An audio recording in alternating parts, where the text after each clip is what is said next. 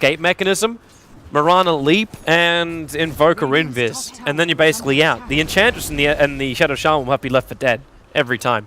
The problem about these escapes is that Stampede is great, but it does nothing when your allies are stunned. And EG are not playing on slows; they're playing on stuns. They have so many stuns. They're going to get the Hex off on Luna right now, and that means a Ward Trap can also come up. Did he get it right? He did. Shackles the hole in there, Sunstrike for the bonus damage, and Luna trying to cut through, pops the... Wait, whoa, Mason.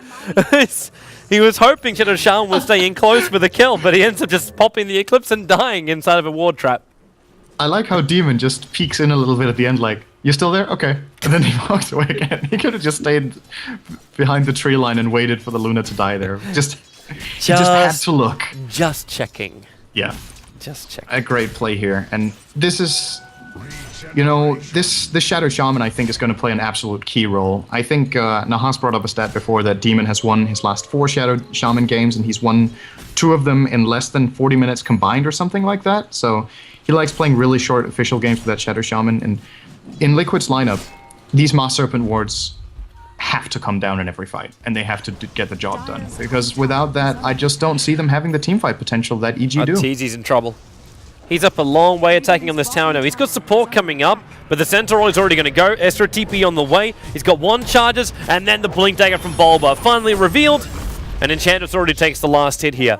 And Wraith King couldn't get there in time. If actually PPD as well as Zai ran directly west, they would have been there to make that a very even fight. But now they just try and go for a follow-up kill. On to TC. Hellfire Blast will be cast, so there's no potential for a Leap Flame Break. Now the Leap will go, but he's already been slowed up. And they may even look for another one. Nope. Enchantress is already on the way out. So again, we see a 1-core for a 1-core trade. And you've got to say, this favors EG in the long run, because while it's all great for Liquid to get these kills, how much they commit to them disallows them from getting towers. And you know, I keep coming back to it, so I've said it enough time. Oh, Shadow Shaman, Hex Ward Trap. This time PPD will die no matter what happens with him. Demon is so sneaky on this hero. He's such a good Shadow Shaman. It's beautiful to see. They're going to kill off Way 2. Hellfire Blast. Oh, they were trying to decide which one to go first. And then the Satyr even from the jungle, helping him out. Way too sexy. The 4-star pushing him around a little bit, trying to buy some space. But the heals, the sprites, really doing some heavy work. Now Hoof Stomp in. Double Edge can go on the Wraith King. He's still got ulti up and available. Now it won't be, obviously, because he comes back to life again and just instantly TPs out. No arrow, no Hoof Stomp. Out to safety. The gank, which could have turned really, really bad, only cost him his ultimate and a TP scroll. They did get the bottom tier 1 tower based off the kill that Demon set up there together with Koikwa, so that's going their way. And I think next stop for Liquid is Roshan. They've taken the bottom tier 1. Maybe they take mid tier 1, but that one's going to be hard to claim, I feel.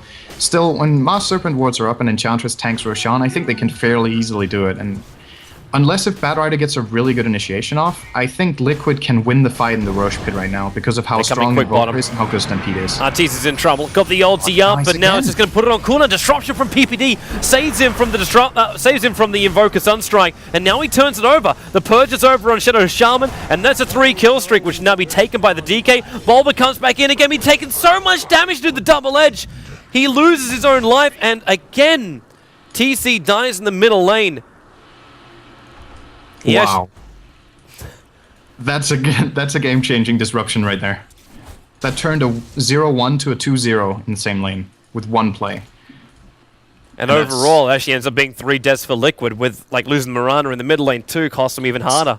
Absolutely huge what PPD did right there with that disruption. I think this is probably PPD's best support hero. I feel like he has such great game sense for where he needs to be with the disruption, and also in late game he makes the right calls with it. It's a hard ability to use because if you cast it on an enemy at the wrong time, you can win them the fight. If you don't get it off on your ally in the right time, you can be completely useless in that fight. This is such an important ability to time perfectly. He does it very, very well, and we see it right there. Artesia is praying for a regeneration rune. He just picked up a Shadow Blade, but he can't use it for any kind of combination yet. And rune will spawn top. Regen, but top. And Bat Rider will be able to scout that one out for him. He might just take it. Yeah. It's too risky for Artesia to wait for that. Roshan starting up. Well, I know Untouchable. Big chicken. Yep. Big chicken being frosted up. Big Roshan. This is slow Roshan. Yeah. I don't think EG can do anything about this. That's just the lineup here, and Liquid making the right call, going for it. This is exactly what they need to do at this point. So, gonna get the Aegis on TC.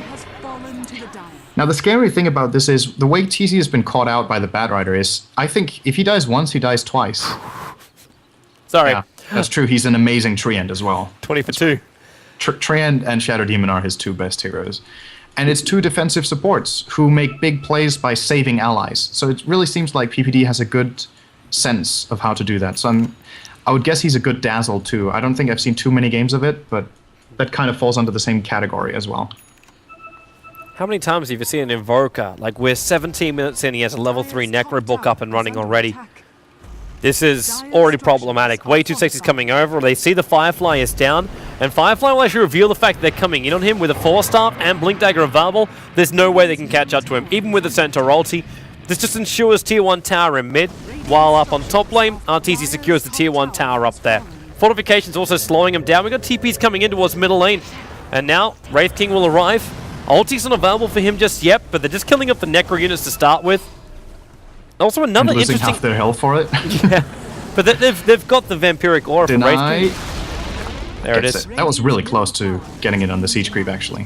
What do you actually think about this build coming out from Wraith King? Because I know most Wraith Kings will get like 1 point stats, 4 points blast, and then it's a 1-1-1 across the board. But this is now the second time I've seen Zai put 3 points up into Vampiric Aura and not get a single point crit. In 9 out of 10 cases. When you're playing a support Wraith King, since he got his intel buff, he has enough mana to support a couple of Wraithfire Blasts and his ult if he has a wand. So getting that Vampiric Aura up is just crucial for your team, and since it affects ranged heroes now as well, I feel like this ability is incredibly good. But to even pass up, like, it's 5% when you pass up your critical damage of 150% with a 15% chance for it. Yeah, the thing is, it's 150% damage, right? So he does 50% extra damage, not 150. Yeah.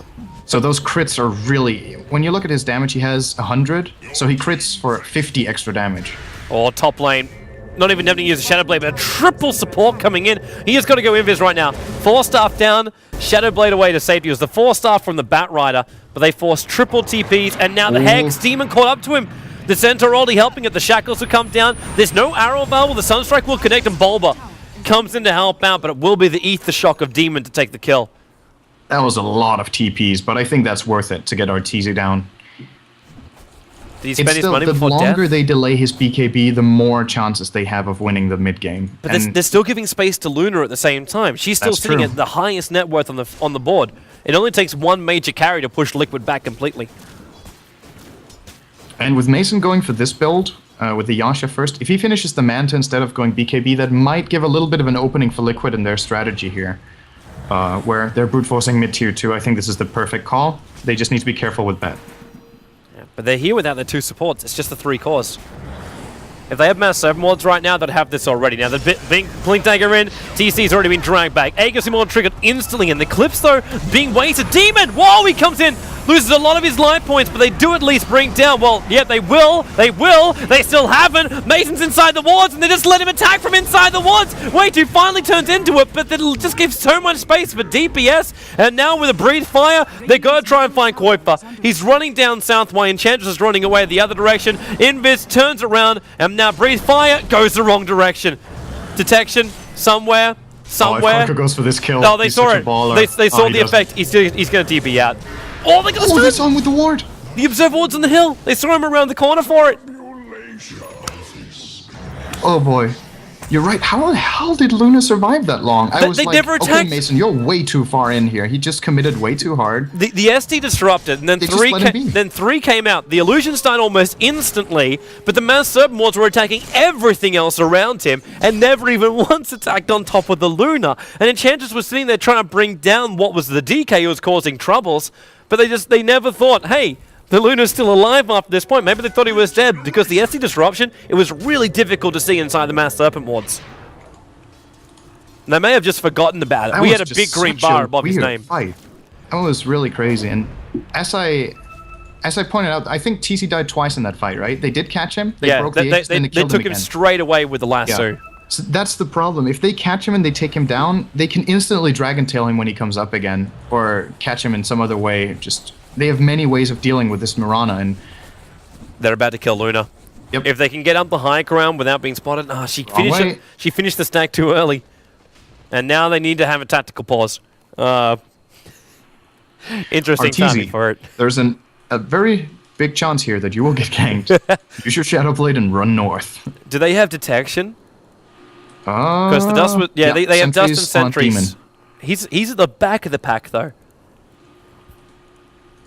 This is a pretty close game though. It's mainly experience that EG are leading on with about 6k, but the gold is only 1500, and of course it's because they're 2 towers behind, so if they manage to claim those, then they have about almost 5k gold.